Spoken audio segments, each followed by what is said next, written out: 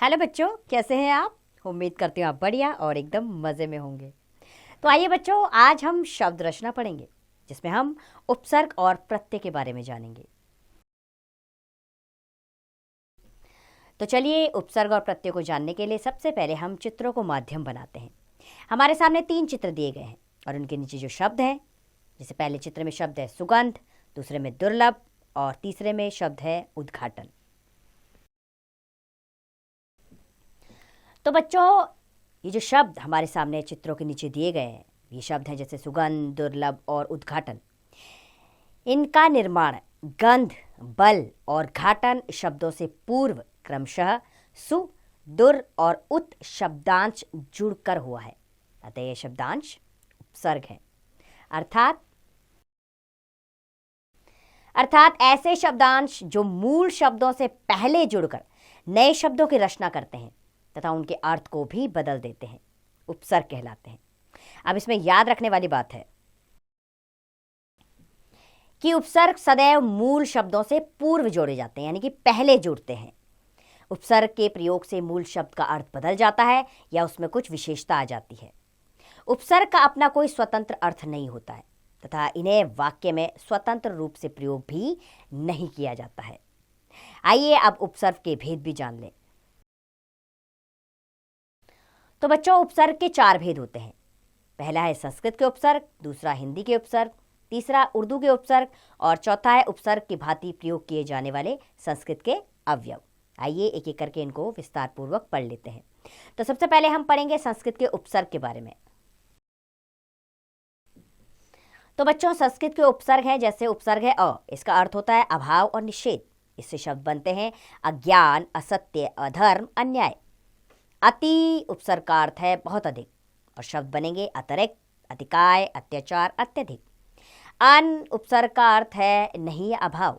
इससे बनने वाले शब्द हैं अनादर, अनुचित, अनादि, अनुपस्थित। अधि उपसर्ग का अर्थ होता है अधिक या ऊपर। इससे शब्द बनेंगे अधिकार, अधिपति, अधिकरण, अधिभार। अनु का अर्थ है पीछे या समान। इससे शब्द बनेंगे अनुभव, अनुशासन, अनुराग, अनुकरण। इसी तरह और संस्कृत के उपसर्ग हैं, जैसे अप का अर्थ होता है हीन, बुरा और इससे बनने वाले शब्द हैं अपवाद, अपमान, अपकार, अपशब्द। अभि का अर्थ है सामने। शब्द हैं अभिमान, अभिनव, अभिनय, अभिप्राय। अव का अर्थ होता है नीचा या हीन और शब्द बनेंगे इससे अवगुण, अवमानना, अवचेतन, अवशेष। आ का अर्थ होता है तक समेत और इसका बनने वाले शब्द है आगमन, आकंठ, आदान और आजन। उत का अर्थ होता है ऊंचा या श्रेष्ठ। इससे शब्द बनेंगे बच्चों उत्थान, उद्योग, उच्चारण, उत्पाद। उप का अर्थ है निकट, छोटा। शब्द बनेंगे उपकृत, उपनाम, उपयोग, उपमंत्री। दुर का अर्थ होता है बुरा और शब्द बनेंगे दुर्दशा, दुर्घटना, दुर्भाग्य, दुर्बल। और निर का अर्थ होता है निषेध या रहित। इससे शब्द बनेंगे निर्गुण, निर्जन, निर्दोष, निर्भय आदि। परा उपसर्ग से शब्द बनेंगे, उससे पहले उनका अर्थ जान लेते हैं। तो परा शब्द का अर्थ है विपरीत और पीछे। इससे शब्द बनेंगे पराजय, पराक्रम, पराभाव और पराधीन। परि का अर्थ होता है चारों ओर या अधिक और इससे शब्द बनेंगे परिक्रमा, परिपूर्ण, परिकल्पना, परिभ्रमण। प्र का अर्थ होता है अधिक या आगे और इससे शब्द बनेंगे प्रकृति, प्रक्रिया, प्रख्यात, प्रगति। प्रति का अर्थ है हरेक या विरोध। शब्द बनेंगे प्रतिध्वनि, प्रत्येक, प्रतिदिन, प्रतिमाह। वि का अर्थ है विशेष, उल्टा और शब्द बनेंगे विजय, विनाश, विदेश, विपक्ष। स का अर्थ होता है साथ और शब्द बनेंगे सहित, सकल, सप्रसंग, सगुण। सम का अर्थ होता है अच्छी तरह। शब्द बनेंगे संकल्प, संचय, संभव, संयम। सु का अर्थ होता है अच्छा और शब्द बनेंगे सुगम, सुफल, सुयोग, सुकर्म। स्व का अर्थ है अपना या निजी और इससे शब्द बनेंगे स्वदेश, स्वार्थ, स्वराज्य। अब बच्चों, हम हिंदी के उपसर्गों की तरफ चलते हैं। आइए कुछ उपसर्ग जानें जो हिंदी के हैं। जैसे पहला उपसर्ग है अर्ध। इसका अर्थ है आधा और शब्द बनते हैं इससे अधमरा, अधपका, अधजला, अधकिला। अन्न का अर्थ है निषेध, अभाव। शब्द बनेंगे अनजाना, अनहोनी, अनपढ़, अनमोल। उनका अर्थ है एक कम। शब्द बनेंगे 29, 59, 39, 49 और अव का अर्थ होता है हीन। इससे बनने वाले शब्द हैं अवघड़, औडाना, अवतार, अवगुण। नी का अर्थ होता है रहित। और बच्चों इससे शब्द बनेंगे निडर, निहत्था, निकम्मा, निढाल। भर का अर्थ होता है भरा हुआ और इससे बनने वाले शब्द हैं भरपेट, भरकस, भरमार, भरपूर आदि। स उपसर्ग का अर्थ होता है सहित, अच्छा और इससे शब्द बनते हैं सपूत, सपरिवार, सबल, सशस्त्र। अ का अर्थ है अभाव, निषेध। शब्द बनेंगे अचेत, अकल्पनीय, अछूत। उ का अर्थ है रहित। इससे बनेंगे शब्द उजाड़, उखाड़, उऋण। कु का अर्थ होता है बुरा। शब्द बनेंगे कुपुत्र, कुरूप, कुचक्र। ऐसे ही उर्दू के कुछ उपसर्ग हैं, आइए उन्हें भी जान लेते हैं।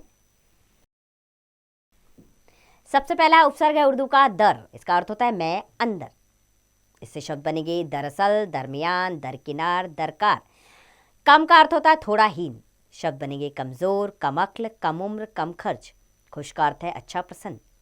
शब्द बनेंगे खुशनसीब, खुशमिजाज, खुशहाल। बा का अर्थ है सहित। शब्द बनेंगे बाइज्जत, बाकायदा, बादब। गैर का अर्थ है बिना। इससे बनने वाले शब्द हैं गैर हाजिर, गैर सरकारी, गैर कानूनी, गैर सियासी। ना का अर्थ होता है नहीं। इससे शब्द बनेंगे नालायक, नापसंद, नासमझ, नाराज। और हर का अर्थ है प्रति। इससे बनने वाले शब्द हैं हर पल, हर दम, हर साल, हर जगह। और बद का अर्थ होता है बच्चों बुरा।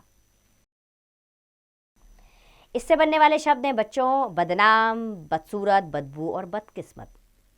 बे उपसर्ग का अर्थ होता है बिना और इससे बनेंगे शब्द बेवजह, बेदाग, बेगुनाह, बेखबर। ला का अर्थ होता है बिना। शब्द बनेंगे लावारिस, लाजवाब, लाइलाज, लापता। हम का अर्थ होता है साथ और इससे शब्द बनेंगे हम सफ़र, हम जोली, हम राज और हम वतन। सर का अर्थ होता है मुख्य। शब्द बनेंगे इससे सरहद, सरहिंद, सर जमीन। चलिए अब बढ़ते हैं उपसर्ग की भांति प्रयोग किए जाने वाले संस्कृत के अवयव की ओर। तो सबसे पहला उपसर्ग है इसमें अधः, जिसका अर्थ होता है नीचे। शब्द है अधपतन, अधोमुख, अधोगति। अंतः, इसका अर्थ होता है भीतर। शब्द है अंतःकरण, अंतःपुर, अंतःक्रिया, अंतःक्षेप। अलम, इसका अर्थ होता है पर्याप्त। शब्द है अलंकार, अलंकृत, अलंकरण। आविर का अर्थ है प्रकट। शब्द है आविर्भूत, आविष्कार, आविर्भाव। बहिर का अर्थ होता है बाहर और इससे शब्द जो बनेंगे वो हैं बहिर्मुख, बहिर्गमन, बहिर्जगत, बहिर्गामी। पुनर् का अर्थ होता है फिर से, तो इससे बनेंगे शब्द पुनर्जन्म, पुनर्वास, पुरागमन।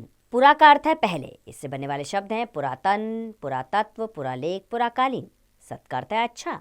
शब्द बनेंगे इससे सज्जन, सत्कार, सत्कर्म। चिर का अर्थ है दीर्घकालीन और शब्द बनेंगे चिरकाल, चिरंजीवी, चिररोगी, चिरस्थायी। स्व का अर्थ है अपना। शब्द बनेंगे स्वदेश, स्वधर्म, स्वाभिमान। सह का अर्थ होता है बच्चों साथ और इससे बनने वाले शब्द हैं सहयोग, सहचर, सहपाठी और सहकर्मी। पुरह का अर्थ होता है सामने। इससे बनेंगे शब्द पुरोहित और पुरस्कार। चलिए बच्चों, हमने उपसर्ग तो पढ़ लिए, अब हम पढ़ते हैं प्रत्यय क्या होते हैं। बच्चों, प्रत्ययों को जानने के लिए भी हम चित्रों को और शब्दों को माध्यम बनाते हैं। सामने हमारे दो चित्र हैं, जिसमें एक सब्जी वाले का चित्र है, दूसरा झूला। तो ये जो दो शब्द हमारे सामने हैं, सब्जी वाला और झूला, इनका निर्माण सब्जी और झूल शब्दों के अंत में क्रमशः वाला और आ शब्दांश जुड़कर हुआ है। अतः ये शब्दांश प्रत्यय हैं। अर्थात ऐसे शब्दांश जो मूल शब्दों के अंत में जुड़कर नए शब्दों की रचना करते हैं तथा उनके अर्थ को भी बदल देते हैं, प्रत्यय कहलाते हैं। चलिए बढ़ते हैं अब प्रत्यय के भेद की ओर। बच्चों, प्रत्यय के दो भेद होते हैं, कृत प्रत्यय और तद्धित प्रत्यय। अब एक एक करके हम इन दोनों को विस्तार पूर्वक जानेंगे। सबसे पहले हम पढ़ेंगे कृत प्रत्यय क्या होते हैं। कृत प्रत्यय ऐसे प्रत्यय जो क्रिया के मूल रूप के साथ लगकर संज्ञा और विशेषण शब्दों का निर्माण करते हैं, उन्हें कृत प्रत्यय कहते हैं। ये शब्द के अंत में लगते हैं, इसलिए इन्हें कृदंत यानी क्री जमा अंत भी कहते हैं। ये 5 प्रकार के होते हैं, आइए इन्हें भी समझ लें। तो पहला होता है कृदंत प्रत्यय, कृतवाचक कृत प्रत्यय। बच्चों, इन प्रत्ययों से बने शब्दों से कार्य करने वाले अर्थात कर्ता का बोध होता है। जैसे आका शब्द बना लड़ाका, पटाका या पढ़ाका। ऊ कमाऊ, खिलाऊ, आलू से बने शब्द बिगड़ालू, झगड़ालू। एरा से बनेंगे लुटेरा, सपेरा। अक्कड़ से भुलक्कड़ बुझक्कड़। हारा से शब्द बनेंगे सेवनहारा पालनहारा। आड़ी से बनेंगे शब्द अनाड़ी खिलाड़ी और वाला से जाने वाला और आने वाला। दूसरा है कर्मवाचक कृत प्रत्यय। ये प्रत्यय क्रिया में लगाने से बनने वाली संज्ञा को प्रकट करते हैं। जैसे ना से शब्द बनेंगे पालना, सोना और खाना। नी से बनेंगे ओढ़नी, करनी, भरनी और औना से बिछौना, खिलौना। तीसरा है करणवाचक कृत प्रत्यय। बच्चों, करणवाचक प्रत्ययों से बने शब्दों के द्वारा क्रिया के साधन का बोध होता है। जैसे आ से शब्द बना झूला और ठेला। न से बना बेलन और झाड़न। ई से बना पतीली और रेती। अगला है भाववाचक कृत प्रत्यय। ये प्रत्यय भाववाचक संज्ञा का निर्माण करते हैं। जैसे आई से शब्द बनेंगे बुनाई, लड़ाई, कमाई और आन से मचान, उड़ान, थकान। आप से शब्द बनेंगे मिलाप, विलाप और आहट से चिकनाहट, घबराहट। आव से बनेंगे शब्द चढ़ाव, बहाव और बचाव और ई से बनेंगे बोली, हंसी और खुशी। इसी तरह अगला है क्रियार्थक कृत प्रत्यय। बच्चों, क्रियार्थक प्रत्ययों से क्रिया, विशेषण और अवयव शब्दों का निर्माण होता है। जैसे आ प्रत्यय है, उससे शब्द बना भूखा, सूखा। तेते से चलते चलते, हंसते हंसते। ता प्रत्यय से पीता, खाता, सोता शब्द बनते हैं और कर से पढ़कर, देखकर, सोकर। ता हुआ प्रत्यय से शब्द बनेंगे पढ़ता हुआ, खेलता हुआ और या प्रत्यय से सोया और खोया शब्द बनते हैं। तो ये हमने कृत प्रत्यय। अब हम जानेंगे तद्धित प्रत्यय क्या है। बच्चों, ऐसे प्रत्यय जो संज्ञा, सर्वनाम, विशेषण आदि के अंत में लगकर नए शब्द बनाते हैं उन्हें तद्धित प्रत्यय कहते हैं। बच्चों, हिंदी भाषा में कुछ प्रमुख तद्धित प्रत्यय हैं, आइए उन्हें जान लेते हैं।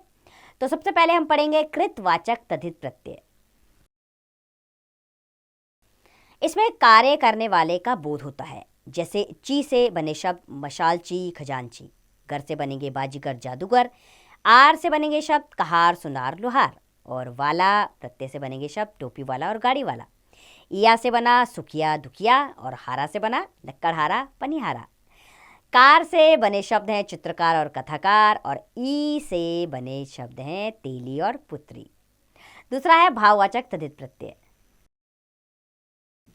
अर्थात भाववाचक तद्धित प्रत्यय गुण, स्वभाव, धर्म आदि के सूचक होते हैं। जैसे ई से बना गर्मी, सर्दी। ता से बना प्रभुता, लघुता, सुंदरता। आई से बना बुराई, सफाई। पन से बना लड़कपन, बचपन और ईमा से बना लालिमा, महिमा और आपा से बना बुढ़ापा, मोटापा। इसी तरह अगला है संबंधवाचक तद्धित प्रत्यय। बच्चों, संबंधवाचक तद्धित प्रत्यय किसी संबंध का बोध कराते हैं। जैसे जा से शब्द बनेंगे भांजा, भतीजा। एरा से फुफेरा, ममेरा, चचेरा। आल से ससुराल और ननिहाल। अगला है लघुतावाचक तद्धित प्रत्यय। बच्चों, इन प्रत्ययों को लगाने से संख्या आदि का शब्दों में लघुता प्रकट होती है। जैसे कि ई से टोकरी, रस्सी, कोठरी। इया से बने शब्द लुटिया, डिबिया, खटिया। ओला से सपोला, खटोला। अगला तद्धित प्रत्यय है गणनावाचक तद्धित प्रत्यय। गणना यानी कि गिनती करने वाला। ये प्रत्यय संख्या का बोध कराते हैं। जैसे रा से बने शब्द दूसरा, तीसरा। वी से बना सातवीं, आठवीं। हरा से बना इकहरा, दुखहरा शब्द। और आगे है सादृश्यवाचक तद्धित प्रत्यय। बच्चों, सादृश्यवाचक तद्धित प्रत्यय द्वारा पारस्परिक समता का बोध होता है, यानी समानता का बोध होता है। जैसे हरा से बना शब्द सुनहरा, रुपहरा। वत से बना जड़वत, विविधिवत। सा से बने हैं शब्द राजा सा, नीला सा। अगला प्रत्यय है गुणवाचक तद्धित प्रत्यय। गुणवाचक तद्धित प्रत्यय गुणों का बोध कराते हैं। जैसे आ प्रत्यय शब्द बनेंगे ठंडा, भूखा, प्यासा, गुण है। ई से बने वांछीय, भारतीय शब्द। ई से बना लोभी और जंगली। वान से बना शब्द रूपवान और बलवान। ईला से बना शब्द सजीला और रंगीला। वंत से बना शब्द दयावंत और कुलवंत। अगला प्रत्यय है स्थानवाचक तद्धित प्रत्यय। बच्चों, स्थानवाचक तद्धित प्रत्यय स्थान का बोध कराते हैं। जैसे इया प्रत्यय से शब्द बनेंगे जयपुरिया, मुंबईया। वाला से बनेंगे मेरठ वाला, दिल्ली वाला। ई से शब्द बनेंगे पंजाबी, बंगाली और गुजराती। आगे है स्त्रीवाचक तद्धित प्रत्यय। इन प्रत्ययों के प्रयोग से शब्द स्त्रीलिंग में परिवर्तित हो जाते हैं। जैसे आ से बने शब्द हैं बाला, शिष्या और प्रिया। इनसे शब्द बनेंगे ग्वालिन, कहारिन। आने से शब्द बनेंगे देवरानी और जेठानी। नी से शब्द बनेंगे मोरनी और शेरनी। इसी तरह ई से शब्द बनेंगे नानी, भाभी और दादी। इसी तरह शी से शब्द बनेंगे विदुषी और महिषी। अगला तद्धित प्रत्यय है बहुवचन वाचक तद्धित प्रत्यय। बच्चों, इन प्रत्ययों के प्रयोग से शब्द बहुवचन में बदल जाते हैं। जैसे आए, इससे शब्द बनेंगे बालाएं, मालाएं। यहाँ से दवाइयाँ, बेटियाँ और लड़कियाँ शब्द बनेंगे। आइए अब जानें उपसर्ग तथा प्रत्यय का एक साथ प्रयोग कैसे होता है, किन शब्दों में होता है। जैसे अप उपसर्ग है, मूल शब्द मान के साथ जुड़ा, इत प्रत्यय और बना शब्द अपमानित। अभी उपसर्ग, मान मूल शब्द, ई प्रत्यय शब्द बना अभिमानी। प्र उपसर्ग है, देश मूल शब्द है, इक प्रत्यय है शब्द बना प्रादेशिक। बे उपसर्ग के साथ मूल शब्द ईमान जुड़ा, ई प्रत्यय जुड़ा शब्द बना बेईमानी। इसी तरह अ के साथ अ मूल शब्द धर्म के साथ जुड़ा और इक प्रत्यय अधार्मिक बन गया। अनु उपसर्ग, करण मूल शब्द, ई प्रत्यय अनुकरणीय बना। उप उपसर्ग, कार मूल शब्द, अक प्रत्यय बना उपकार। परि उपसर्ग, पूर्ण मूल शब्द, ता बना प्रत्यय, इससे शब्द बनेगा परिपूर्णता। निर उपसर्ग, मूल शब्द है दया, ई प्रत्यय जुड़ा शब्द बना निर्दयी। स्व उपसर्ग, तंत्र मूल शब्द, ता प्रत्यय जुड़ा शब्द बना स्वतंत्रता। दुस उपसर्ग है, साहस मूल शब्द और एक प्रत्यय, ये आपस में जुड़े और शब्द बना दुस्साहसिक। चलिए बच्चों, एक बार आपके अभ्यास के लिए इस अध्याय को हम दोहरा लेते हैं। ऐसे शब्दांश जो मूल शब्दों से जुड़कर नए शब्दों की रचना करते हैं तो उनके अर्थ को भी बदल देते हैं, उपसर्ग कहलाते हैं। उपसर्ग का अपना कोई स्वतंत्र अर्थ नहीं होता है तथा इन्हें वाक्य के में स्वतंत्र रूप से प्रयोग में नहीं लाया जा सकता या प्रयोग नहीं किया जा सकता। उपसर्ग के 4 भेद होते हैं, संस्कृत के अवयव या संस्कृत के उपसर्ग, हिंदी के उपसर्ग, उर्दू के उपसर्ग। ऐसे शब्दांश जो मूल शब्दों के अंत में जुड़कर नए शब्दों की रचना करते हैं तो उनके अर्थ को भी बदल देते हैं, प्रत्यय कहलाते हैं। प्रत्यय के 2 भेद होते हैं, कृत प्रत्यय और तद्धित प्रत्यय। तो बच्चों, उम्मीद करती हूँ मैं कि आपको यह अध्याय अच्छे से समझ आया होगा।